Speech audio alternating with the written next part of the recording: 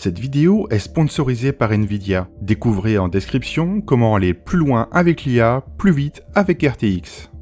La formation continue, c'est un élément évidemment indispensable à l'équilibre et à la compétitivité du secteur. Ce sont des dispositifs, des actions conçues en fonction des besoins exprimés par les professionnels, ici même au Radiraf quelquefois, et s'insérant dans un cadre légal. Mettre en exergue certains de ces dispositifs, en évaluer la mise en œuvre ou partager avec vous des pistes de réflexion est précieux. Et je remercie nos trois invités d'avoir accepté, comme ils le font fidèlement à chaque édition, de se prêter à cet exercice. Jacques a bien essayé tout à l'heure de se faufiler, en me disant que c'était chaque année la même chose, et est-ce que c'était bien la peine? Sans doute pour aller directement à la fête de ce soir au Hall, mais je n'ai pas consenti à cet échappatoire, donc il va falloir y passer. Donc j'ai à ma gauche Jacques Aubert, directeur général adjoint. Il faut maintenant te féliciter de cette brillante promotion, j'imagine. Oui. Direction des relations interinstitutionnelles et des branches à l'AFDAS. Béatrice de Fournoux, responsable développement des partenariats institutionnels à l'AFDAS. Et à l'extrême gauche, Ségolène Dupont, déléguée générale de la CPNEF.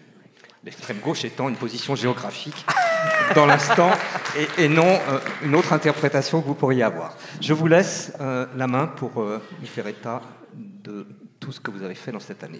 Merci Patrick. Alors oui, effectivement, je suis allé au marché couvert, j'ai vu que ça était fermé, donc je suis revenu faire la présentation des chiffres de l'animation, comme de tradition depuis maintenant quelques années. Parce que vous savez bien, comme j'aime à le répéter, la formation professionnelle, c'est vous qui la vivez, mais c'est nous qui en vivons. Voilà, tout simplement.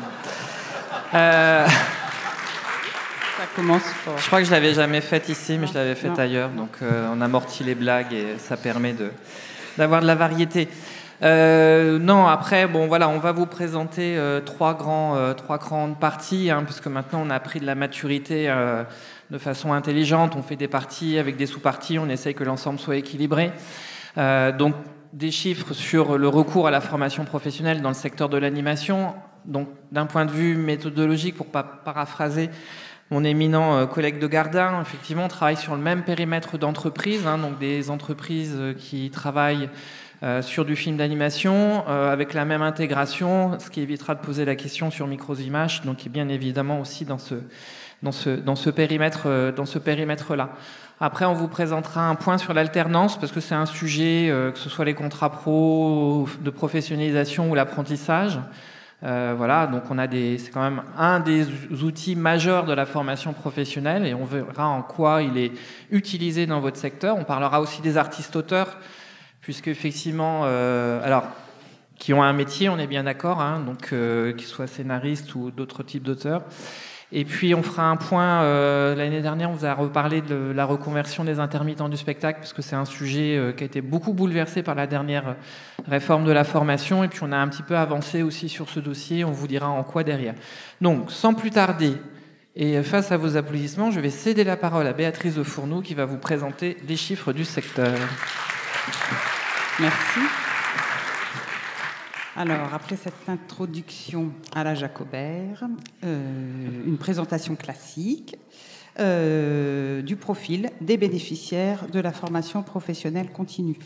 Petit rappel, pour ceux qui n'auraient pas suivi nos présentations précédentes, un bénéficiaire n'égale pas un stagiaire. Un bénéficiaire peut avoir suivi plusieurs actions de formation. Ça, c'est pour anticiper les questions de celui qui voit toujours le chiffre qui ne correspond pas au chiffre suivant. Donc voilà, donc un bénéficiaire, ça peut être plusieurs stagiaires.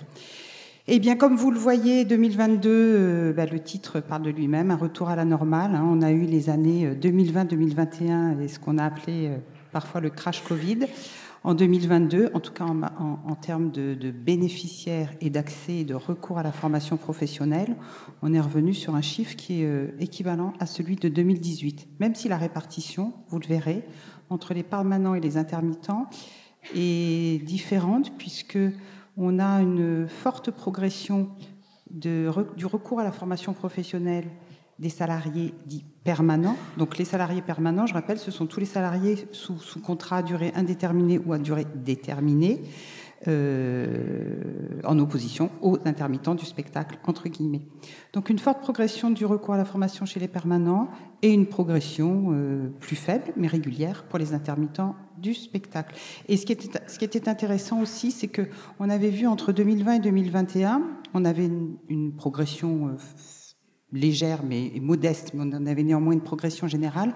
En revanche, on avait une diminution du recours à la formation professionnelle des permanents et une évolution positive pour les intermittents du spectacle. Et là, on retrouve en 2022, par rapport aux années précédentes, une progression sur les deux catégories, sur les deux types de statuts. Donc voilà.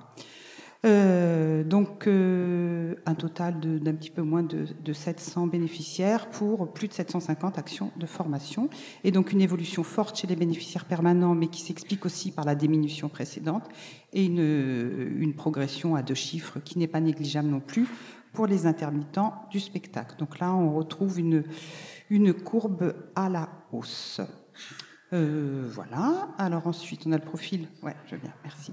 Profil des bénéficiaires. Alors là, pas d'innovation majeure, si ce n'est pour ceux qui suivent la progression. Qu'est-ce que tu as dit tout à l'heure sur nos présentations? C'est une innovation cartographique. Voilà, parce que pour ceux qui ont suivi les années précédentes, les Outre-mer ont beaucoup varié en positionnement sur notre carte. Donc l'année dernière, ils étaient au nord des Hauts-de-France, et cette année, ils sont au sud de la Nouvelle-Aquitaine. Voilà. Phénomène des livres des continents qui a opéré son lent travail. J'espère que vous ne serez pas trop perturbés. Et pour les personnes qui sont des Outre-mer, c'est effectivement toujours pas à l'échelle, puisque la Guyane étant un grand département français, et là, ça ne se veut pas du tout représentatif pour anticiper les réactions qu'on pourrait avoir par la suite. Mais on se garde un axe de progrès pour tous les ans. On se fixe des objectifs ambitieux. Donc une répartition régionale. Donc pour les permanents, les intermittents, comme vous le voyez, toujours une forte représentation de l'Île-de-France, même si par rapport à 2021, non, si, c'est pas même si, c'est en fait même une forte représentation de l'Île-de-France, et même ce que je voulais dire, c'est que c'était une répartition en progression, puisque l'année dernière, on était à moins de 65% de bénéficiaires qui venaient de la région Île-de-France, et là on est à plus de 70%. Alors c'est toujours, il ne faut pas non plus tirer de conclusions hâtives, j'allais dire, ça dépend aussi de la durée des projets, de la domiciliation des entreprises qui portent les projets. On a un effet siège qui est toujours important, et il faut surtout, faut souvent regarder les chiffres sur des cycles de 1, 2, voire 3 ans. On est souvent sur une observation pluriannuelle. Mais néanmoins, là, on a quand même une forte représentation de l'Île-de-France, et une forte représentation aussi sur les régions de la région Aquitaine, même si, pour le coup, là, en 2022, on a une représentation de la région Aquitaine, de cette répartition géographique, qui a nettement diminué. Donc, c'est forcément et toujours lié aux projets qui ont pu se dérouler sur une année ou 2 ans. Voilà. Donc, on a une progression de l'Île-de-France, une répartition forte sur l'Île-de-France, et globalement, par rapport à l'année dernière, une diminution d'à peu près 5 points quand même du profil des bénéficiaires en région. Alors, là aussi, comme on a innové, on a regroupé 2 schémas en un. Je ne sais pas si ça sera plus lisible, ce qu'on peut noter, parce que là, pour le coup, on est sans changement par rapport à l'année dernière. On a de nombreux bénéficiaires qui ont moins de 40 ans. On a exactement le même chiffre que l'année dernière. 7 bénéficiaires sur 10 ont moins de 40 ans. Alors après, simplement, on a encore une plus forte représentation des plus jeunes dans ces différentes tranches d'âge. Parce que moins de 40 ans, nous, on a 3 tranches d'âge. On a les moins de 26 ans, les 26 à 29 ans et les 30 à 39 ans. Vous verrez que du côté des permanents, donc on a quand même une très forte représentation des moins de 40 ans, puisqu'on est à près de, ça doit être plus de 80%, près de 80%. Et chez les intermittents, on a aussi une forte représentation des moins de 39 ans. Au niveau de l'équilibre, entre guillemets, hommes-femmes, on est, comme on a dit Philippe de Gardin tout à l'heure, presque parfait. Nous, on est à l'équilibre quasiment, donc on pourrait presque dire que c'est parfait pour les hommes et les femmes chez les permanents, et idem chez les intermittents du spectacle. Quoi dire de plus? Très peu de recours à la formation, mais c'est sans surprise dans les catégories les plus âgées, 60 ans et plus, où de toute façon on est sur des chiffres en valeur absolue qui sont vraiment de petits chiffres. C'est bon? Alors, après, voilà, les chiffres, les âges, les genres, etc., une répartition des stagiaires et des bénéficiaires de la catégorie permanente, donc une répartition par principale famille de métiers. des permanents qui se forment. Alors là, c'est très proche de ce qu'on a pu présenter les années précédentes. On a un trio de tête qui est identique. Les fonctions support, métier de la gestion de production, métier de l'animation. Chez les permanents, c'est ce qui revient systématiquement. On a simplement eu une inversion cette année par rapport à l'année dernière où on avait en tête de liste les métiers de la gestion de la production qui ont maintenant été dépassés par les fonctions support. Les fonctions support, je rappelle, ça peut être les fonctions finance, comptabilité, juridique, etc. Voilà. Et qui sont quand même loin devant, en tout cas chez les permanents, devant les autres catégories.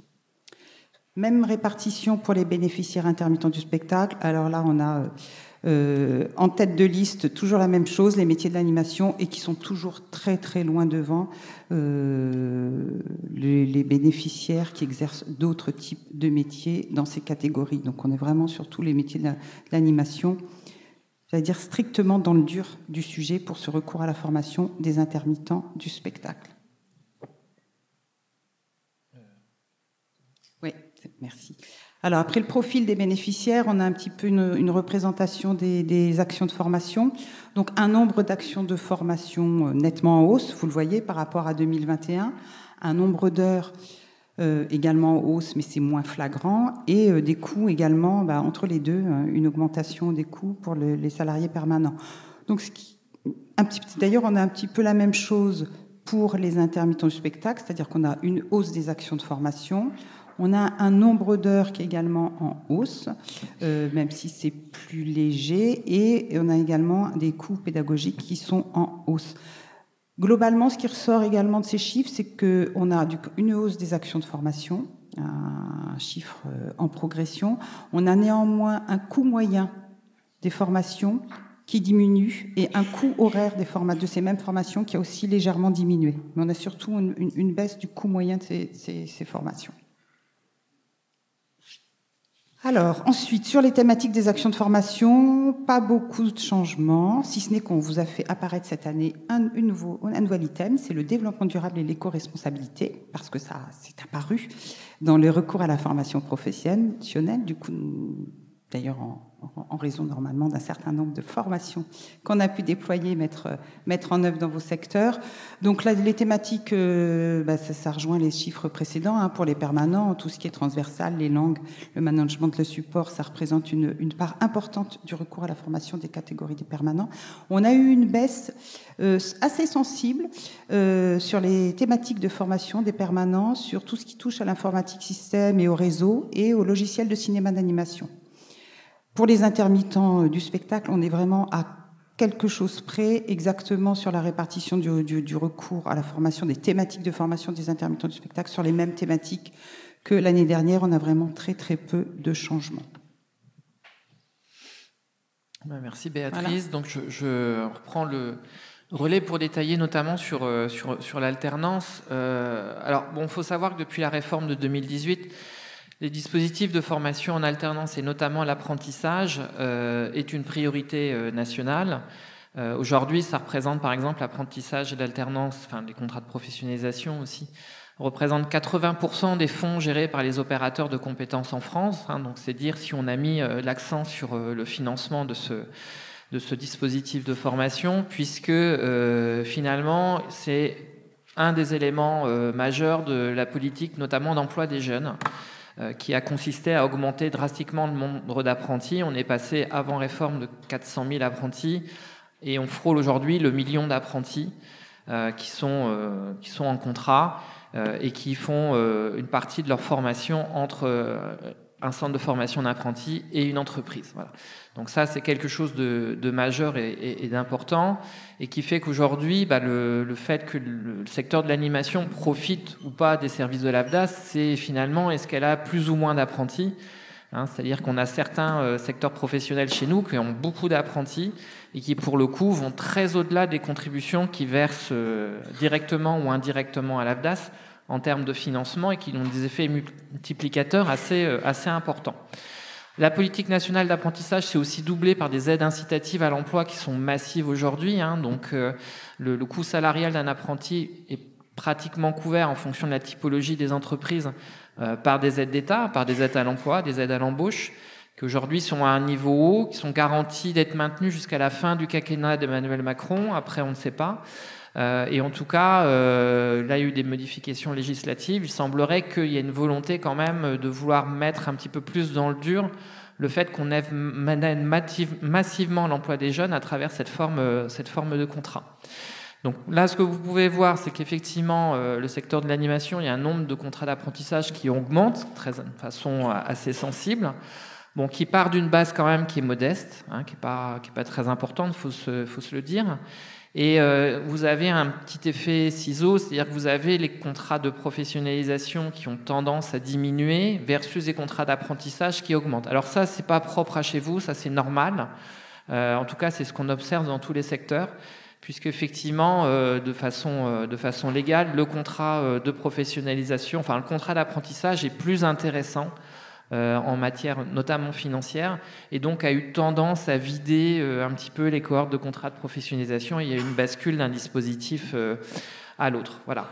Donc on est aujourd'hui sur des progressions qui sont fortes et continues, qui correspondent, quand vous regardez en fait les fonds que nous on engage sur les salariés permanents que vous a présenté tout à l'heure, vous avez pratiquement un peu plus d'1 600 000 euros qui sont déjà sur de l'alternance, hein, donc on vous a dit qu'il y avait 1,9 million, hein, donc voilà.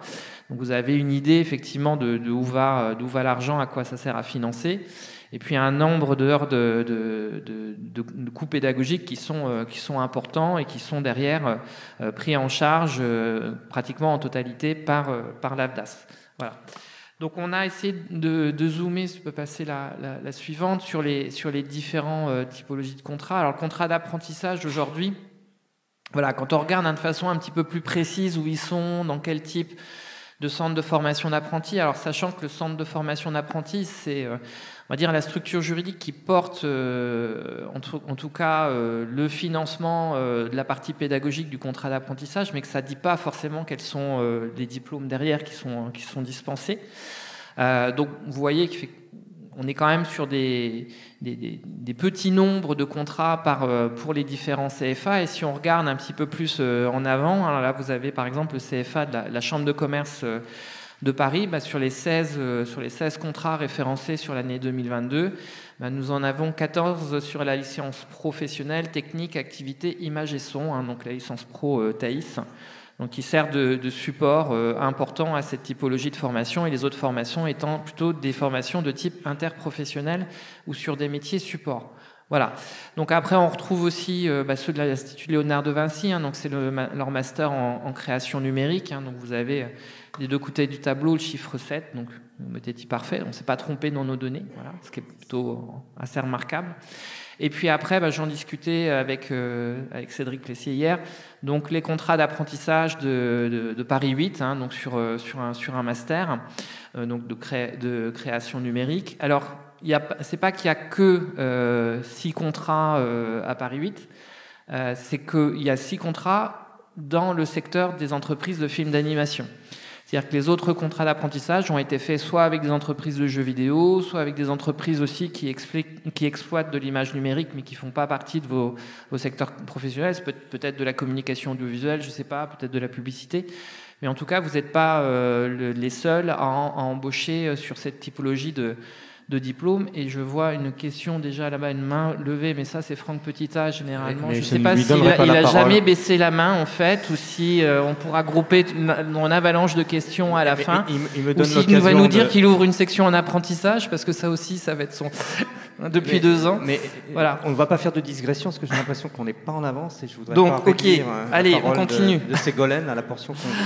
Donc sur les contrats de professionnalisation, voilà, derrière on a aussi des cohortes qui sont assez modestes.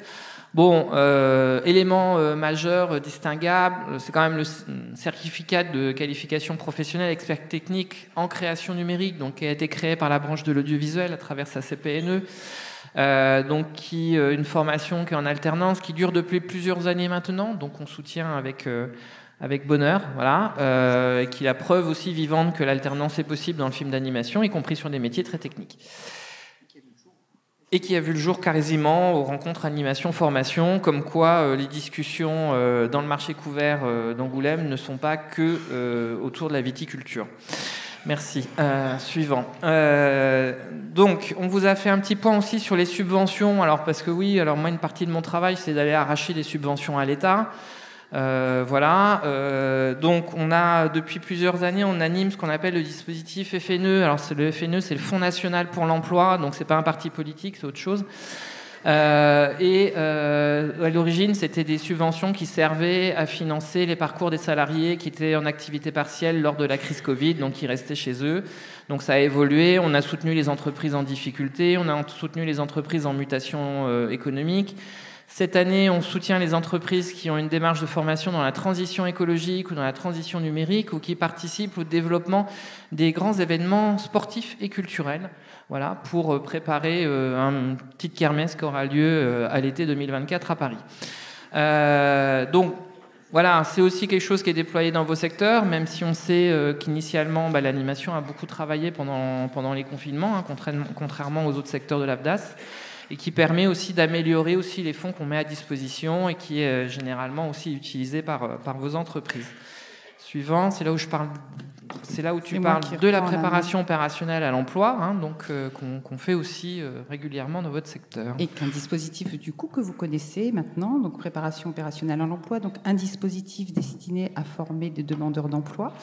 Et auquel vous avez recours régulièrement maintenant, puisque vous voyez, les chiffres sont relativement stables depuis 2020, 2021, 2022, et qu'ils seront également stables en 2023, puisque vous voyez, on vous a fait apparaître qu'en 2023, on a 5 sessions de POE, préparation opérationnelle à l'emploi, qui sont en cours. D'ailleurs, si on me souffle bien les informations actualisées dans l'oreillette, entre guillemets, on a une POEC, préparation opérationnelle à l'emploi collectif, qui se termine demain à Angoulême, je crois. Il y en a une qui est en cours.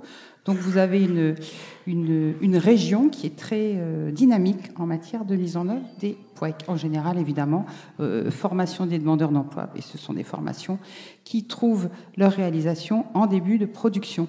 Donc un focus sur la formation des auteurs que l'on gère depuis 10 ans. Mais c'est ça dont tu veux parler, donc je ne dis pas plus. Ou je dis non, mais vas-y, dis-le.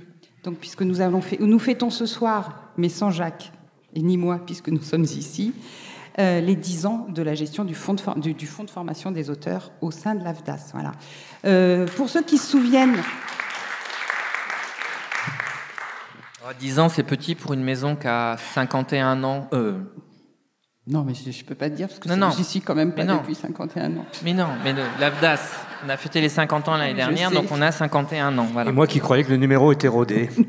Mais non, tu sais. Et simplement juste pour... a des assiettes.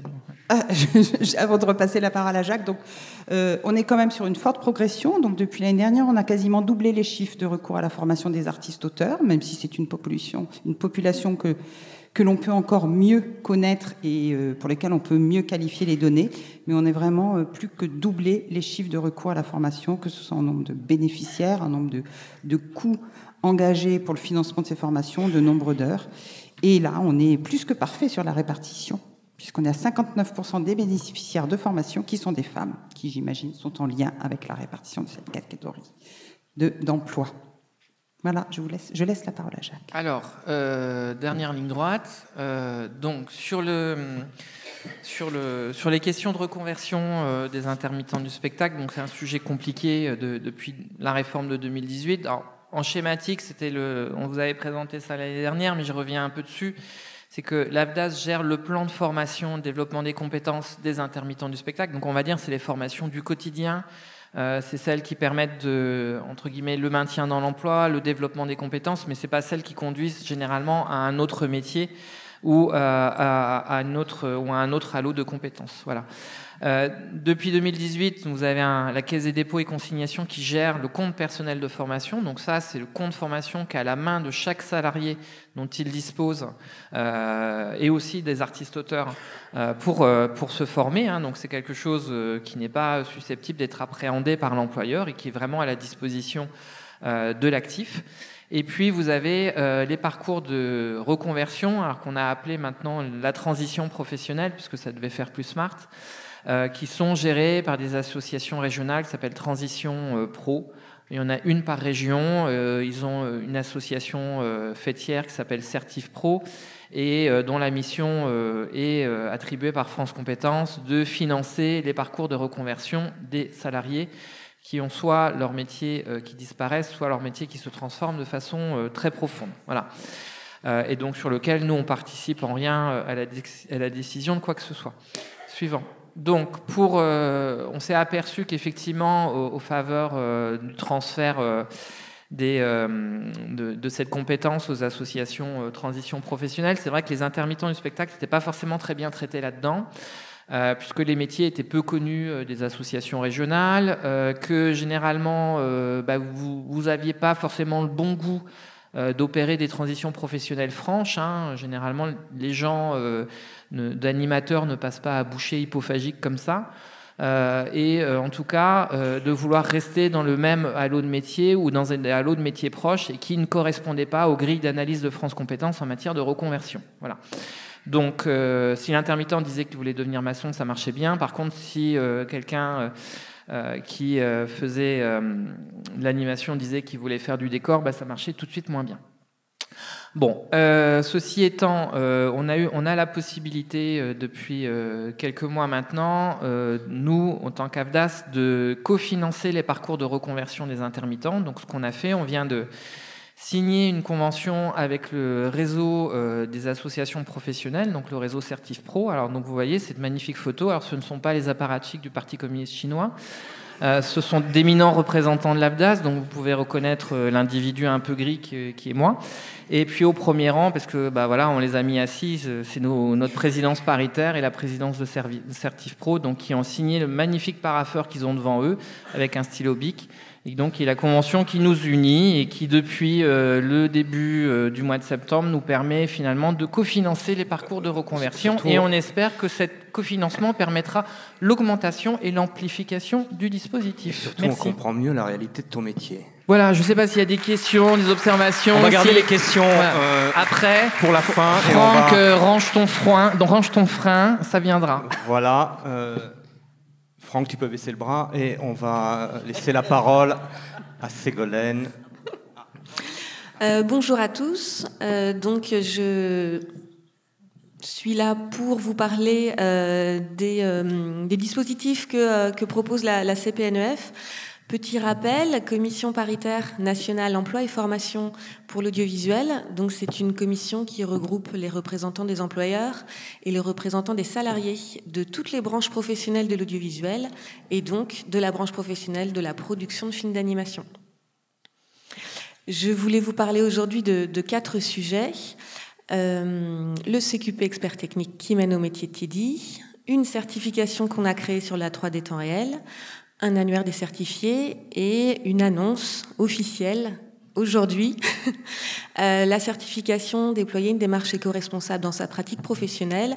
Aujourd'hui, on va pouvoir vous délivrer l'organisme de formation qui va pouvoir offrir un parcours spécialisé image numérique, donc adapté à vos problématiques studio d'animation. Le CQP expert technique en création numérique, vous êtes un certain nombre dans la salle à y avoir contribué et c'est vrai que ça date de naissance. C'est 2017 aux rencontres animation formation, mais c'était dans une salle, c'était pas autour d'un verre. Donc les dates clés, on l'a créé donc avec les partenaires sociaux en 2018. La formation a été confiée à l'Institut Artline en 2019 et la spécificité d'Artline, c'est qu'il propose un parcours 100% à distance et avec de la FEST, de la formation en situation de travail. C'est-à-dire que pour les studios accueillant ces apprenants, ils sont 100% chez eux et après il y a un temps dédié dans la semaine à la formation et un temps aussi où ils peuvent apprendre en se plantant et en faisant des erreurs. Aujourd'hui, on a 4 promotions, on a 24 certifiés, 90% des certifiés sont en emploi et en échangeant avec vous, ça semble et ça reflète plutôt un besoin et on peut dire un petit succès. Donc ce succès, il a pu se mettre en place grâce à vous parce qu'on a essayé de coller vraiment à vos besoins de structure. Et aujourd'hui, on en est où ? On souhaite pérenniser le CQP et se dire comment est-ce qu'on peut encore l'améliorer pour qu'il colle vraiment aux réalités des TD et de vos studios. Donc on repart sur des travaux, études documentaires, entretiens, on réalise tout ça avec un soutien technique de l'AFDAS et on vous en remercie. Et on a un questionnaire en ligne que vous pouvez télécharger via ce QR code. C'est un peu le festival ces 2 derniers jours. C'est un questionnaire qui est à destination des directeurs de studio, des responsables RH ou des talent acquisition, des SUP, des développeurs, des TD. Voilà, pour nous dire un peu, vous, ce métier, qu'est-ce qui a évolué depuis la dernière fois qu'on l'a mis en œuvre? Est-ce que vous connaissez le CQP? Est-ce que vous aimeriez en savoir plus? Donc en attendant le résultat de ces travaux, on continue quand même avec une prochaine session de formation qui sera dispensée par l'Institut Artline. Il y a Nathalie dans la salle, Nathalie Longlade, si vous avez besoin d'informations, ou moi-même évidemment. La prochaine session aura lieu de février à novembre 2024. Cette année, on aimerait bien avoir un peu plus d'apprenants. Le sourcing de ces apprenants, ça peut être soit quelqu'un dans vos équipes que vous souhaitez monter sur le métier de TD, soit un sourcing qui est réalisé depuis 4 sessions par Pôle emploi et qui fonctionne assez bien pour faire venir des profils extérieurs dans notre secteur. Aujourd'hui, on a déjà un certain nombre de studios intéressés, mais c'est le bon moment pour vous manifester. Sur la 3D temps réel. Alors, on en a beaucoup parlé hier, on en avait déjà parlé au RAF l'an dernier. Donc, nous, on a essayé de coller un peu aux besoins en créant une certification. Aujourd'hui, on a 4 parcours de formation qui sont habilités, qui proposent des parcours entre 105 heures et 150 heures, avec un peu des nuances, des publics un peu spécifiques. Voilà. Mais notre problème, c'est que il n'y a pas eu de formation, il n'y a pas eu de parcours qu'on puisse mettre en place. Même si ce qu'on vous propose est à notre sens à des atouts, parce que ça s'inscrit en complémentarité des formations éditeurs, c'est 100% pris en charge par l'AFDAS. Mais les freins qu'on essaye d'identifier, on a besoin évidemment de vos retours, c'est que peut-être que le rythme de formation n'est pas adapté aux spécificités de vos studios, la période de formation. On sait bien que dans le secteur de l'animation, il y a une très forte prégnance de l'auto-formation, donc peut-être que c'est pas la bonne idée de passer par un parcours de formation continue, même si quand même on a envie. Et la prise en charge par l'AFDAS, c'est peut-être méconnu. Alors évidemment, on est optimiste, on se dit qu'on va quand même y arriver, on attend vos retours là-dessus. On va essayer de travailler sur l'organisation des parcours et développer encore un peu plus la communication. Alors là, on est très fiers de vous présenter ça, mais avec un petit bémol. Donc c'est un annuaire des certifiés de la CPNEF de l'audiovisuel. Donc sur cet annuaire, nouveau QR code, vous pouvez trouver les professionnels qui sont certifiés d'une de nos 8 certifications. Donc il y en a d'autres qui ont à voir avec les autres secteurs dont on s'occupe. Donc on l'a lancé en septembre. L'enjeu, c'est de pouvoir mettre en relation des employeurs qui souhaiteraient chercher certaines compétences qui sont validés par une de nos certifications. Donc on a 64 inscrits. Alors on vous avoue qu'on est super fiers parce qu'il y a 46% des certifiés du CCP éco-responsabilité prise de vue réelle qui sont inscrits et 4% des certifiés du CQP expert technique en création numérique qui mènent donc au métier de TD. Alors allez-y, 4% sur 24, ça fait une personne. Mais on est néanmoins très fiers de cet outil. Donc j'y arrive. Cette certification, déployer une démarche éco-responsable dans sa pratique professionnelle au sein d'un projet audiovisuel et cinéma, option image numérique. Son nom raccourci, nous on l'appelle certification éco-responsabilité. L'objectif, quand on l'a créé en 2021, c'était de permettre aux professionnels de réinterroger leur métier à l'aune des enjeux environnementaux. Donc c'est un peu une brique complémentaire à un métier d'origine. On a pu habiliter 6 organismes de formation qui nous ont proposé des parcours spécialisés prise de vue réelle. Bon, ça prend bien, ça marche plutôt très bien. On est assez satisfait et ça répond aux enjeux et aux besoins des secteurs prise de vue réelle du live. Aujourd'hui, on a 48 certifiés, 84% de réussite. Vous pouvez les retrouver sur l'annuaire. Cependant, voilà, fallait peut-être aller un petit peu plus loin parce qu'on se rend compte qu'il y a une attente assez importante de la part des studios sur le sujet. Il y a aussi une expertise qui est au sein de vos studios sur les sujets d'éco-responsabilité. Et évidemment, c'est dans le contexte de la dynamique du plan action et de la fabrique de l'image qui mettent évidemment un grand fort accent sur la décarbonation de notre industrie. Et évidemment, la publication du guide de l'animation éco-responsable qui a pu avoir lieu en juin dernier à Annecy. Fort de ce contexte, on s'est dit donc avec les partenaires sociaux qu'on allait lancer un appel à proposition auprès d'organismes de formation pour qu'ils nous proposent un parcours de formation dédié aux images numériques, aux enjeux de l'animation, des VFX, de la post-production. Alors là, par contre, on ne s'adresse pas forcément à l'ensemble des professionnels, comme on l'a vu dans certaines discussions hier, mais plutôt à ceux qui peuvent impulser des changements au sein de leur studio, donc plutôt les professionnels encadrants ou décideurs, qui pourront par la suite avoir des décisions sur les pipes, sur les outils, l'infrastructure, le bâtiment. Et donc, nous avons habilité un organisme de formation, les faits. Et voici le regroupement CST et Ecoprod. Donc la Commission supérieure technique Images et Son, en partenariat avec Ecoprod, propose un parcours sous forme de modules qui mène à la certification. Frédéric Fermont de la CST est également dans la salle. Il pourra vous en parler si vous voulez. Et la prochaine session serait plutôt au mois de juin. Bon, tout est encore un petit peu à définir, mais très vite, on va pouvoir avoir les informations sur nos sites internet respectifs. Merci beaucoup.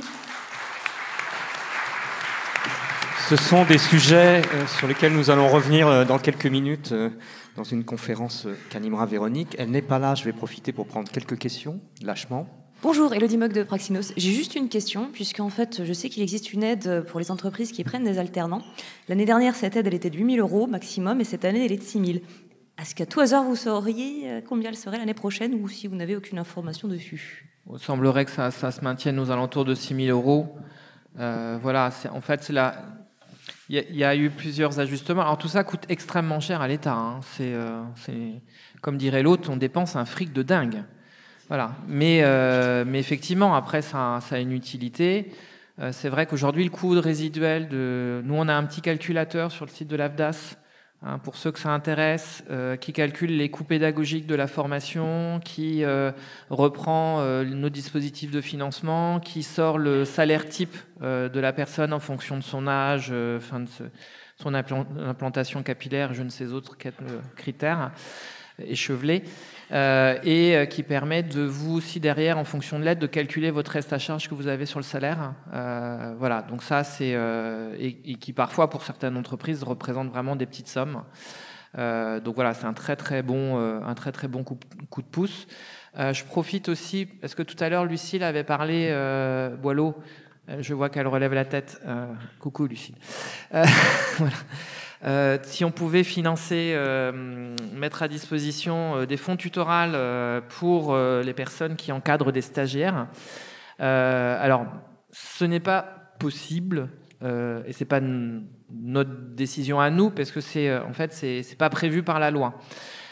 Tout simplement, hein, vous savez que moi le soir j'aime bien lire le code du travail, 2-3 pages avant d'aller me coucher, c'est toujours ça. Et puis pour me détendre, sinon je lis Marcel Proust aussi.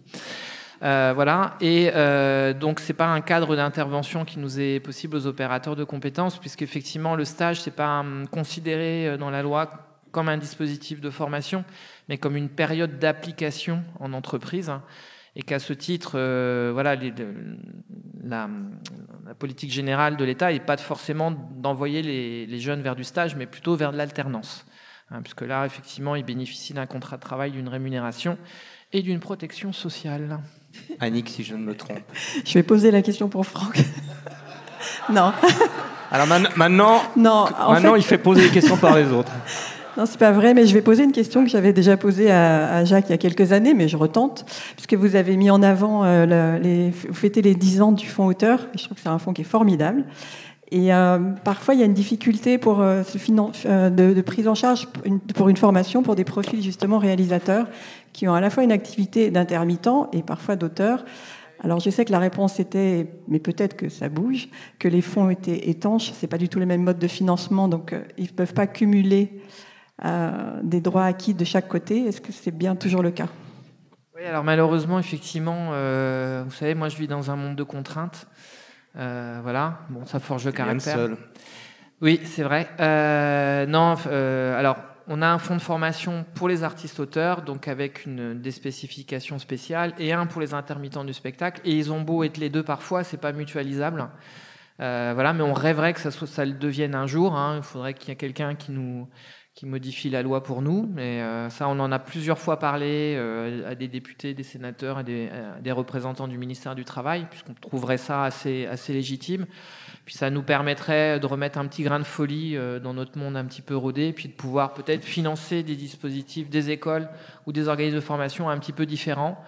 Voilà. Mais pour l'instant, c'est encore un doux rêve. Merci de continuer à rêver alors. Très bien. On rêve avec toi. C'est beau, ça fait du bien. Et on va profiter de ce moment alors, ma de question, en fait, plénitude pour c'était faire une pause. C'est un cauchemar, ce mec. Non, mais c'est pas une blague. Déjà, je suis très sage, donc commencez pas à... Non, c'est pas une blague. En fait, est-ce que les quotas des étudiants en apprentissage étaient bien tous dans vos chiffres? Parce qu'en fait, par exemple, un étudiant qui est embauché dans les VFX, dans le jeu vidéo, est en apprentissage. On en avait 7 l'année dernière avec l'Université de Créteil, et je vois qu'il n'y en avait qu'un là, au tableau. Eh bien, parce qu'en fait, ceux qui ont dû être embauchés sur ta formation ne doivent pas faire partie du panel d'entreprises validé par Anime France concernant l'étude emploi. Donc, ils doivent être dans des secteurs, je ne sais pas quelle est la typologie d'employeurs que tu as derrière. Microsimage, oui, Jungler, Soupamonks. Ceux-là, on doit les avoir. Bah voilà. Donc ils sont peut-être pas Micros, il y a peut-être, comme on prend qu'une partie de Micros, c'est qu'on prend une partie sur les films d'animation. D'accord. Si ça se trouve, c'est pour ça. Mais par contre, si c'est des studios de VFX, ils ne se retrouvent pas là. D'accord. Si les jeux vidéo non plus. Les jeux vidéo, ils ne se retrouvent pas là. D'accord. Les jeux vidéo n'ayant toujours pas adhéré à la branche du film d'animation. Mais ça, c'est un autre sujet. Et je me tairai. Voilà. Mais tu les... Voilà. C'est qu'ils existent par ailleurs. Et puis, alors, je te rappelle par ailleurs que le film d'animation, il y a la moitié des entreprises qui sont à l'AFDAS et l'autre moitié qui sont à Atlas, l'opérateur de compétences de la banque et du numérique. Voilà, ce qui met un petit peu l'ambiance. Et donc, effectivement, c'est des contrats que nous, on ne voit pas du tout passer. Et c'est pas du tout les mêmes financements sur l'AFDAS que sur l'autre. Hein. Donc, vaut mieux rester à l'AFDAS. En apprentissage, théoriquement, alors si, oui, parce que vous dépendez de branches professionnelles différentes, donc il est possible que ça ne soit pas le même niveau de prise en charge du contrat d'apprentissage, effectivement.